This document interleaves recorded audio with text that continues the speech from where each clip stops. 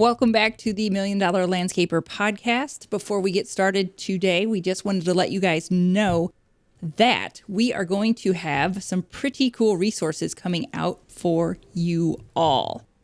Okay, how do I want to say this? I think we've talked about it. If you follow us on social media, we have talked about this on social media, but I don't know that we have addressed it here on the podcast. I can't remember. I can't always remember. But anyway, I will quit rambling. What we have for you guys available to purchase is postcards for your digital or not digital, direct marketing needs. Because they're kind of one of those like tried and true. We can get into debates. Some people, I don't want to get in too deep of a rabbit hole because I don't want to take up too much time about that. We can talk about that on another time on the direct mailers. Are they worth it? Are they not worth it? But for those of you that they do work for,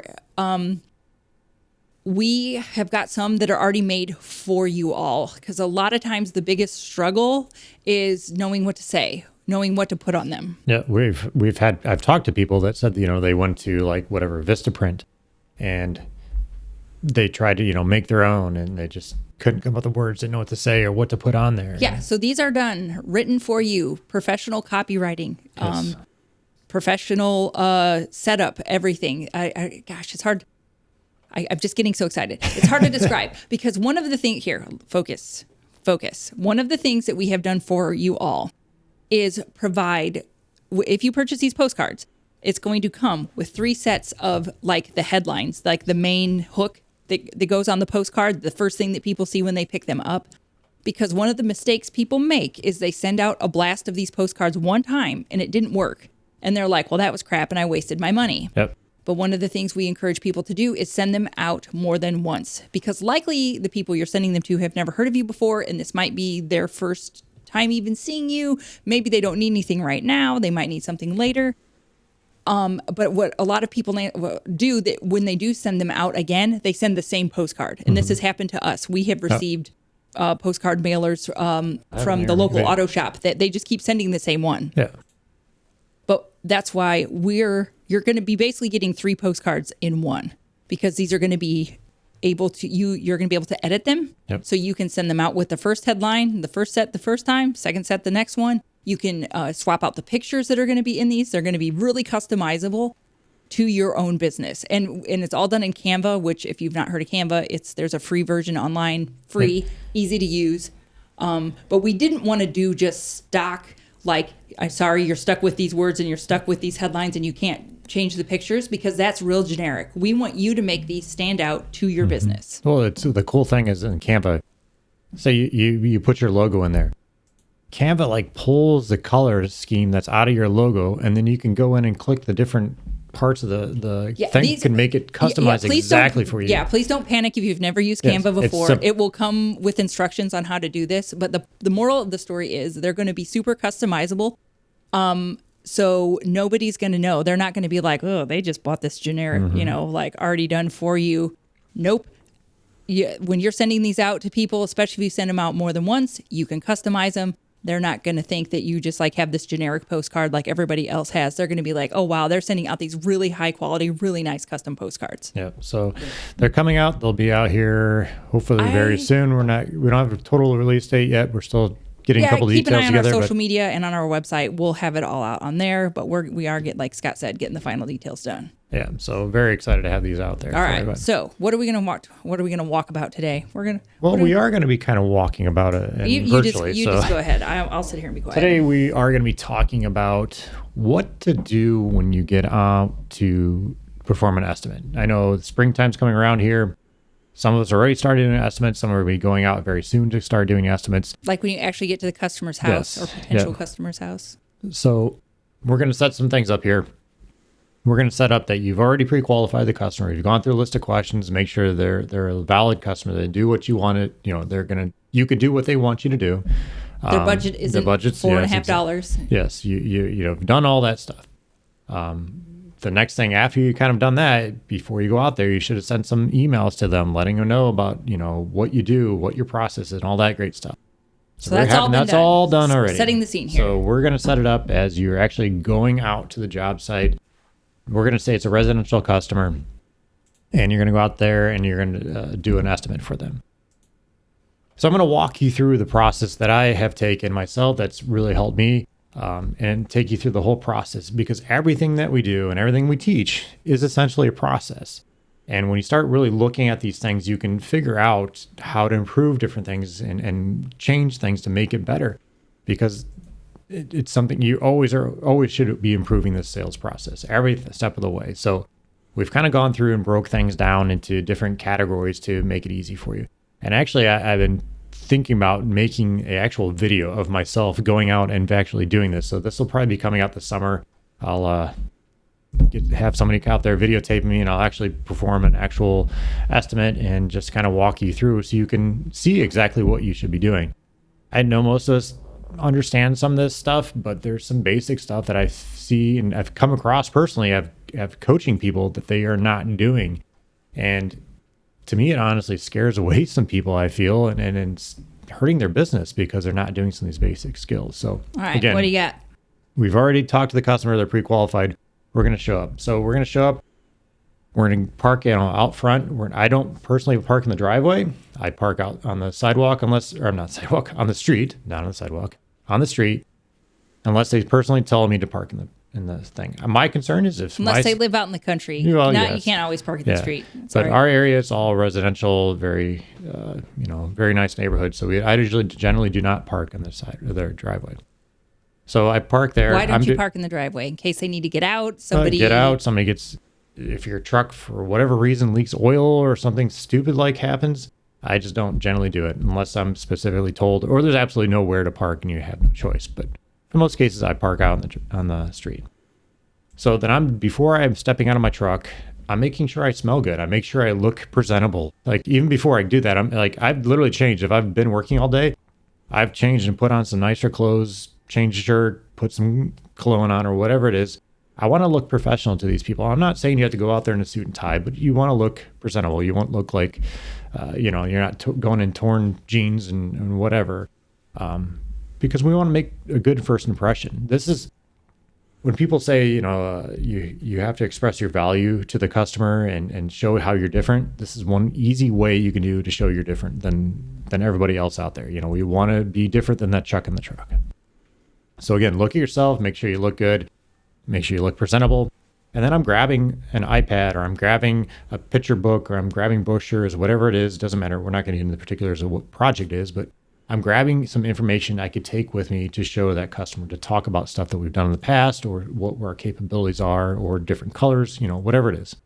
Because visual representation is helpful? Absolutely, yes. They need to see this kind of stuff. So if I'm doing a brick patio job, I'm going to have a brochure with the brick styles in there. If I can have them in my truck, sometimes we'll have samples, kits. You can take that out with the customer. That's even better. I'm a very visual person, so I would prefer that, because even if you explain to me the design, I will have a hard time seeing it in my head. But if you could show me something similar, at least, even if you can't show me the exact thing, if you can show me something similar, I will have an easier time picturing it in my head. Yeah.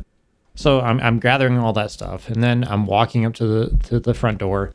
I always go to the front door. I walk on the sidewalk. I don't cut through the grass. I'm going up the driveway to the sidewalk to the house, and I ring the doorbell, whatever, and I step back. Wait for them to come to me. I step off the porch or off the deck or whatever, away from the door, I should say. We had a salesman come to our door literally today, and he did the exact same thing. Did he? Yeah, Okay. He stood far back. Yes. Yes. You want to give yourself space to the customer. If you're literally right in front of them when they answer the door, it will scare them, and you want them to feel comfortable with you. So stepping back will especially make them as a female. Yes. I don't want to open the door and there's some guy just standing right there. We're he could run into the house. He could grab me. Who knows what? Yeah. And I guess going to this person, I didn't see him, but was he well dressed and looked professional? So he was. I would just say not poorly dressed. He had on jeans and a windbreaker with their logo on it, and so he didn't have on khakis or anything. But he looked fine. Yeah, he didn't look like that. He just rolled off a job. I did not get close enough to him to smell him. So. Well, no, he was selling windows, and that we not something that we need right now. But I did tell him. I was like, sir, because he was doing all the things, he was doing it all right. And I was just very upfront. I'm like, I respect your hustle, but this is just not a service that we need right now, or we don't even need it in the near future. And so I was very polite about it, and he laughed. So he was okay that I respected his hustle. So anyway, go on. So anyhow, you ring a doorbell, you step away, you let them come to the door, and you introduce yourself. You say, "Hi, I'm Scott Mulchin with South County Landscaping, here to talk to you today about whatever the service is." And I usually extend my hand out to try to shake their hands. And I know you'll get mixed feelings on that. Some people do, some people don't. Personal choice. Do it, don't do it. That's up to you. I'm kind of old school, so I'd rather just try to shake their hands. If it happens, it happens. If it doesn't, it doesn't. But I've tried at least. So to me, all this is about is just making the customer feel comfortable with you being there. You're not getting in their space right away. And usually I've had this go both ways. I've had some people that will invite you in the house and they want to talk to you inside the front door, or they'll be like, 1 second, let me get my shoes on, I'll come outside. So whatever, we'll let that play out. If they invite you in, and if you don't have muddy boots or shoes, if you feel comfortable doing that, go ahead. I think to me, that's your comfort level. Yes. So whatever you prefer to do. And to me, like if they ask you to come in, I want to come in. If they ask me to sit down, like this is something I was told, like if they invite you in and offer you a drink or steak or whatever, you do that. Like you do whatever. See, I never want anyone in my house. Well, that's so I would not invite you in. It's something you have to kind of judge when you're out there. So anyhow, yes, we're going to assume they're going to have you go outside. They're going to meet you out wherever it is to do the project. So as we're walking, I'm looking around this property, and actually before I even stepped I kind of forgot to mention this. Before I stepped out of my truck, I'm scanning the property. I'm looking for things that I can upsell. I'm looking for things and how well they even keep their place, how, anything that we could do to make it better. I'm doing this before this is like an information gathering stage. I think it's not like, what can I upsell them all? Not like little devil horns. It's more of a just getting, like you said, it's getting the vibe. Like, do they keep it pretty tidy? Yeah. Do they look like they've got some things that could maybe need a little this, a little that? So I just wanted to just clarify that. It's more of just like, let's scan and get the vibe. Trust me, I'm not like always sell. I'm not that kind of person, but I'm gathering like Kitty said. But it's good. But keep your eyes open. So now we're walking to wherever the project is. And again, I'm looking around, observing things. I'm looking to see if they have dogs, they have kids, or whatever it is. I'm trying to find something at this point to relate to that person. I want them to be comfortable with me. So I'm looking for anything that I can relate to them, or, if they are into some sports teams that are flags, or, whatever it is. I'm looking around the property, scanning for everything that I can. And then I'm going to compliment them on something, like whatever it is I could find. Oh, you're into the Chicago Bears, or you have dogs, whatever it is, and try to get some information, get them talking, because friends buy from friends. You want to become their friend at this point. So again, I'm trying to find something I can relate to them on. And if I can relate to them on something, it makes it easier for me just to kind of roll off things. So that's what I'm kind of doing as I'm going through. Again, looking for things you can compliment on. If they have a very nice house, this very nice house. I love this neighborhood. I love the color of your house, whatever it is. I love the garage door. Just find something there. There's always something you can find that you can relate to them on. So as I'm doing this, we're walking up. I might be finding out some information. It depends on obviously the type of project, but I'm going to find out some information if they have kids. I'm finding out if they entertain a lot. What's the purpose of why are you there? Are you there just to fix a drainage issue? Or are you there to put a patio in, a water feature, something for them to enjoy? Whatever it is, I'm trying to gather as much information, and I want them to do as much talking as possible. I'm asking questions. I'm asking open-ended questions. I'm not asking simple yes or no questions most of the time. I'm trying to get them to talk because, again, that's the most important thing. And as they're talking, I'm taking notes. Even if it's just like notes I don't need, but I'm taking notes. It looks very good to that customer, and they're like, oh, they're taking notes. Well, it shows you're paying attention. Yes. Like, to me, it's like when, if you go to a restaurant and the person's taking your order and they're not writing things down, and you're thinking in the head, are they going to remember this? Well, I'm always torn. I'm always, number one, very impressed that they are going to remember it, but then I'm always slightly panicked I'm going to get something weird. Exactly. So I'm torn. Again, it's about making them feel comfortable. So I'm taking notes. But the biggest thing that I want you to take away from this too is on the thing that I'm taking notes on is essentially a checklist. I have a checklist that I've already made up about whatever that type of project is. So it's a patio, it's a water feature. I have a thing of notes. So do you have that like in your clipboard or whatever of things you're going to ask about? Or everything I'm going to ask about that type of project. Again, if it's a patio, I'm asking them, how many people do they entertain? How big of a parties do they have out here, or is it whatever it is? Because they want you to design. Well, do you want a dance floor, or do you want like a warm and cozy sit and have coffee spot? Like there's different. Exactly. It's different. Yeah. So what are you going to do? If it's a patio and they want to have an area for them to sit down with the family. Well, how big is the family? What kind of table are you're looking at? Because it depends on how big you're going to make that patio. I've had people say they want a 10 by 10 patio for eating on, and they got this big table. That's not going to work. Yeah. So again, you are the professional. You have to do this stuff. But having that checklist there makes things so much easier. That way you don't forget. Yes. And that's the biggest thing, because I've done it myself. Before I had that checklist, I don't trust myself to I have everything anything down, and I'm walking away. I'm like, crap, I forgot to get this, or I forgot to ask about this. And to me, it's a little bit embarrassing as a professional. I should have had this prepared. And you don't want to have to go back and be like, oh, hey, BT Dubs, what about this? Yeah. So try to get that information. Having those checklists out is very, very important. And again, I'm still looking around at everything that's going on.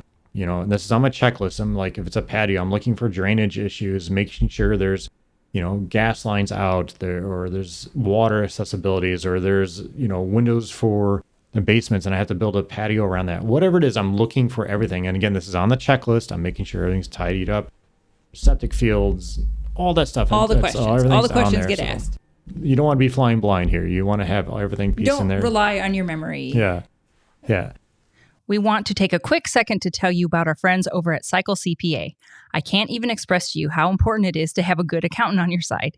You want accurate bookkeeping and financial statements every month. Instead, you're often left with limited time to focus on the accounting side of your business and no reports to show for it. At Cycle CPA, the landscaping accountants, they not only handle the bookkeeping, but also provide landscape industry benchmarking, job costing, financials by service line, advisory meetings, and much more. Cycle CPA has a team of landscaping accountants available to provide anything from bookkeeping to CFO services. Visit cyclecpa.com, and for $100 off, mention the $1 Million Landscaper podcast. So then at this point, I want them to envision whatever it is that we're doing. Obviously, a drainage issue might be a little hard to envision this, but you can say I'm flowing. This is future pacing. Yes, but trying to get them to imagine it. I want them to envision. I did this a lot for water features, and this is something I actually learned from like Aquascape. I'm figuring out where we're going to put this water feature, for example. And I'm literally taking my hands and saying, okay, we're going to start the waterfall here. And I'm making ripples with my hands to show them the water's coming down. Then they can start envisioning this.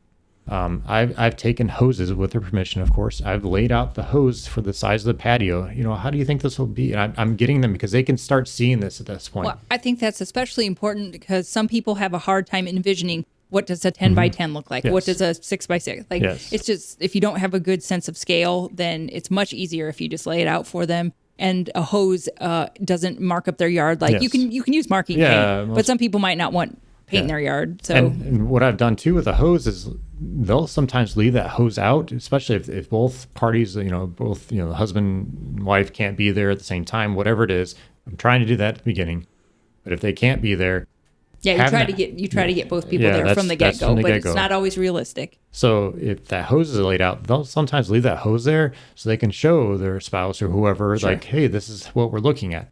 And it gives them, you're just pulling out that vision and let them see that because it makes it so much easier for them. We just talked about this. We're going to put new windows in our back room. And I literally said today, I'm like, we have to tape out with masking tape where these windows are going to go because I can't see it on my own. We have to put the tape on the wall. Yeah. Otherwise I'm going to have no idea. You can tell me the dimensions, but I cannot scale that and put that on the wall in my head. Yep. So after you've kind of laid things out and you kind of come to some, agreements of like, this patio, whatever it is, I'm going to walk them through kind of our process. If it's going to be a water feature, that it's going to be a bit of a mess here. I'm letting them know this from the front. If I'm digging up a patio, this is going to be a mess. Right. We got to dig Nobody this up. Wants the surprise of it looks like a bomb went off. Yes. And when they think that you're going to be providing them this gorgeous, picturesque water feature, a little warning of it might look like a mud hole for a little bit. Yeah. So I'm just kind of getting some of that stuff and letting them know our process, what we're going to do. I don't get into the details like we're going to dig down this deep and use this type of rock. They don't need to know that. It's a need to know situation. This type of pump, whatever. I'm not getting that. Now, that does depend too on the person that you're talking to. Again, this is something you have to judge. If you get like an engineering type person, they want to know those details. Some people like the nitty gritties. You have to feel that and address that as it comes. But for the most part, I am not telling them all the depths and stuff like that. But I am telling them our process, how we'll go through it. And, at the end of the day, the crews are going to they'll leave the materials here, but we're going to pick up all our garbage, haul that away, whatever. I'm just kind of letting them know. If I have to take down a gate, I saw that walking in. If I had to take down a gate, just letting them know every single thing. And that's too goes back, like the gate example. If they have pets, do I have to keep them back there? Or do I have to make a temporary gate or fencing area? This is very important. This. If you let my dog out, I will never hire you again, and I'm going to tell everybody that you let my dog out because I would be very upset. We have made temporary fencing areas with like snow fencing for the dogs, just so they can have somewhere to go. So that is something that you can do, but I'm telling the customer this. And when you tell them that, like, especially the dog people, we can put up a temporary fence over here for you and lead it over here. Like they just get blown away because if you do anything to make my dog's life better, I will automatically love you. And once again, then I will tell everybody all the good things that you did. So again, it's thinking all those things. And again, having it written down, if that's something you need to do, have it on your sheet. So on your checklist. So again, I'm telling them everything is going on. Setting some expectations, early on what's going to happen in there. Now, if I have to take any measurements at this point, I've kind of laid everything out.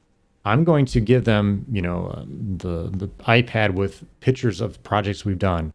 Let me step back here. One other thing I didn't mention. Before I do that, I'm going to share with them stories of projects that I've done that's something similar.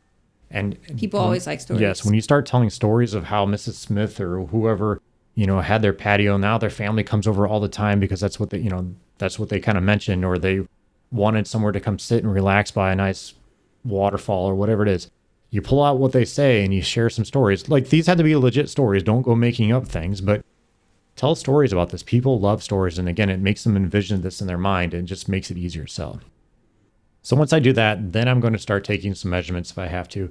I will give them an iPad. I'll give them back in the day, we used to have picture books made up.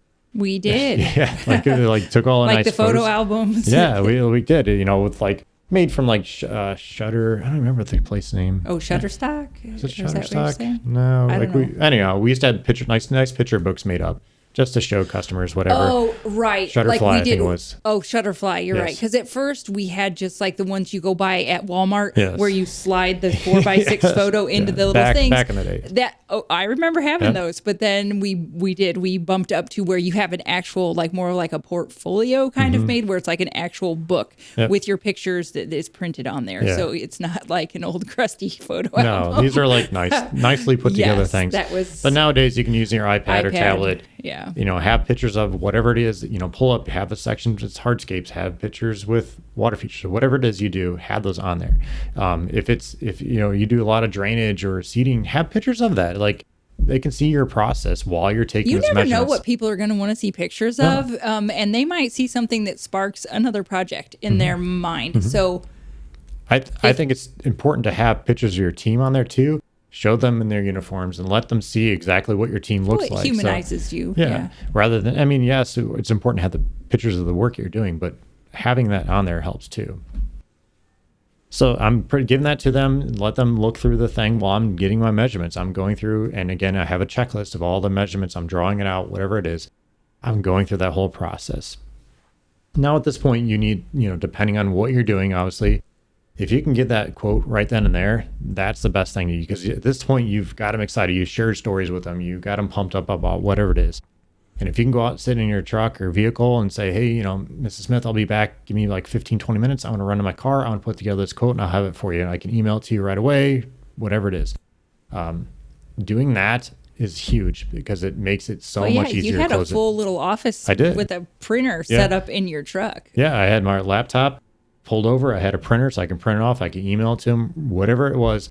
It just made it real easy. Because again, we got them all excited about this. And if you have to step away to go do the estimate. Well, this is why, this is just a side note. When we teach people how to estimate, we have all of this in our estimates, so you don't forget things. Like if you are worried that if I try to put together an estimate in my truck, I'm going to mess it up. Yeah. That's why when the estimating spreadsheets that we have and when we teach people to estimate, we have that all like listed out in there so you don't forget things. That's just another like little hot tip. Yeah. So that's what makes it easier for us to kind of go it's through. It's back to having a process for everything. Yes. Don't rely on your brain because brains are full and cannot remember everything. Yeah. Sorry. So I'm trying to do that. If I can, I'm going to do that right away and give them, quote, hopefully sell it right then and there. If you can't, you have to step away. You have to do a design. You have to get whatever it is.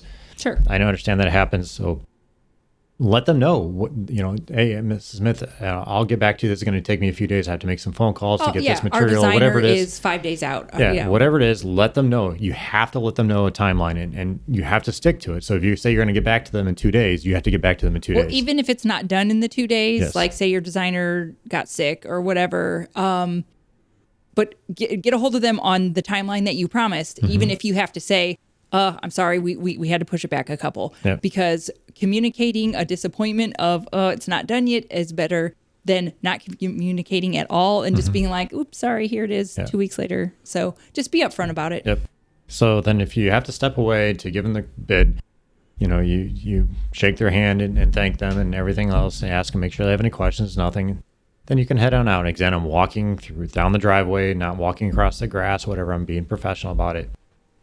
So then, after I leave, I want to have, and if you can have this set up as a process that automatically does it, but once you leave, it can send them an email later on. It says, hey, thanks for meeting with me.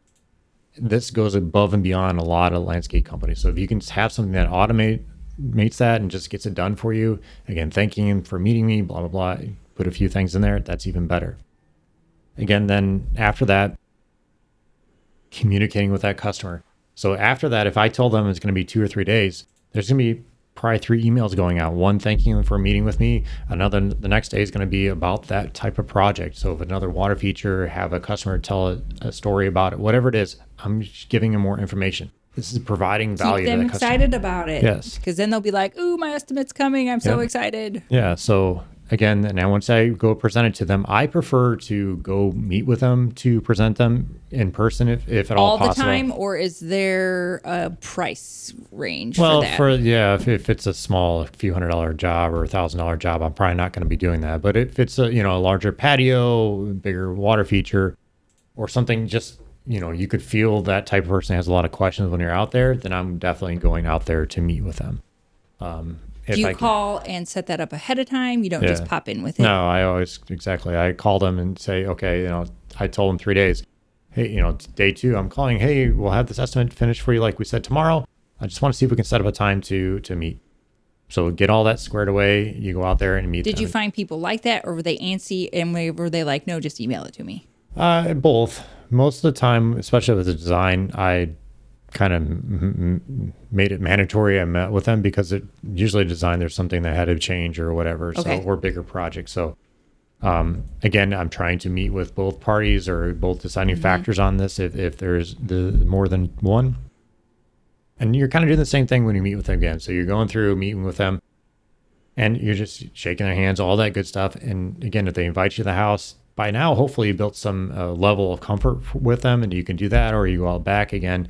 But again, the whole process, we're communicating, we're asking them questions, keeping them involved, get them excited about this again, and kind of go from there. So then if you can sell the project right then and there, great. If they have to think about it, which a lot of times they do, ask them. You want to find out what's their timeline. When do they think they're going to come to the decision? Is there other people bidding on this? And what's kind of your deciding factor on this? Is it price? Is it, the type of material you're using? Whatever it is, try to find that. Again, we're finding as much information you can because they tell you, well, we're going to make a decision at the end of the week. Okay, well, do you mind if I call you, Friday to see where we're at with this? And you're asking permission. Again, it's just setting yourself up as a professional, and it's a lot. There's a line. Yeah, you don't have to be annoying about it, because I'm one of those people who gets a little defensive. I'm like, get up out my business. If I want to go with you, I will let you know. But I'm a little bit of a brat, and so. But if somebody just asks, well, do you know when you'll make your decision by? And and if I was like, oh yeah, I'll probably know by Saturday or Sunday. And if they just asked, oh, do you mind if I follow up with you? Then that to me is not too far. And that's where a lot of people fail. Is they will. Yeah. Okay, well, I have to make a decision about this, or I have to think about it. And a lot of landscapers just say, okay, And that's it. They leave it and they walk away essentially. The follow-up you have to follow up with them. So so if you have some kind of CRM, or keep track make of it. A note on something. So because once again, don't trust yourself to just remember to do this. You have to document it somewhere. Yeah, and this goes the exact same thing if you have to just email it to them or whatever it is, or you do a Zoom meeting, whatever it is. The one thing I will share with you, if they say just send it to me in the email or whatever it is, I would recommend making some kind of personalized video. There's tons of different software out there just walking through the estimate. Like Loom is a good one. That's a great one for this. You can share your screen. You can show them the estimate. Talk through exactly. They like to hear their voice, and it's a nice little personal touch that you can do. So I really, really recommend that you can send some kind of personalized video to that person if they want you to email it to them. I just think it's a good option, and I only bring it up because a lot of houses are dual income, two working parents, and not everybody wants to schedule time in their evenings if they are busy to have the landscaper come out at 8 o'clock. They might, but I want to throw out multiple options just to cover all the bases, I guess. So say they want to go with you at this point, either way, if the emailing or whatever, they want to go through, again, we're letting them know, okay, and this is something you should tell them like during your process when the initial consultation, like, hey, we are this many weeks out, this many months out, whatever it is, let them know that early on, because that might be a deciding factor that sorry, I don't want to go with you because it's too far out. But again, okay, hey, this is Smith, this is awesome, we're excited for this project. Let's get you on the schedule today. In order for us to get you on the schedule, I need you to sign our contract. I need you to give us a down payment of whatever it is. And I'm outlining all that stuff. I'm letting them know all the steps. And that's something, too, that should be given in the email between the time you meet with them and everything, letting them know this. But you're just reiterating it on the site and letting them know, and then get this on the schedule from there. And just, again, thanking for the job. One thing I would recommend doing before you walk away is like, hey, Mrs. Smith, we're excited for this project. Can't wait to get this going on whatever date. Just one quick favor before I leave here. If we do a good job for you, would you mind leaving us a Google review? It really helps us a lot. I would really appreciate that. We'll send you a link when we're all ready for that point. How's that sound? So you're setting the expectation early on before you walk away. Well, then when you bring it up later, they're not like, well, that was out of nowhere. Yeah. So it's just something that you can easily throw out there. Just, hey, if we do a good job, then they'll more than likely when do we do a good job, not if. Yeah. So again, we're just setting all that stuff up there. So again, if they still say we have to think about it, there needs to be some follow-up emails with them. There should be some phone calls in there, just checking in with them. But have a process through this, and this is something that we laid out for our inner circle people. We have a process that they go through. All of this big, long, exhaustive process that Scott is walking you through is actually we have this all documented. Yes. Yeah, that's what we go through with our Profits Up Inner Circle folks, is because it's a lot. And so it is. And I like trying to write this down, like, holy cow, like I think was like 39 pages, I think it was, something like that.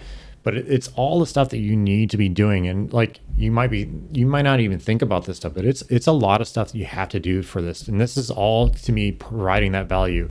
Everybody says, they're shopping on price. Well, not everybody is shopping on price. But not if everybody. you haven't expressed your value, or you need to differentiate yourself from somebody else, doing all these steps is what's going to set you apart from the Chuck and the truck or whoever else is coming out there. So I know we went through a lot here today. Go back, re-listen to this if you have to, but these are the steps that you need to take. Yeah, well, and if you found any of the things Scott mentioned that you aren't doing, don't overwhelm yourself with trying to fix all of them like today.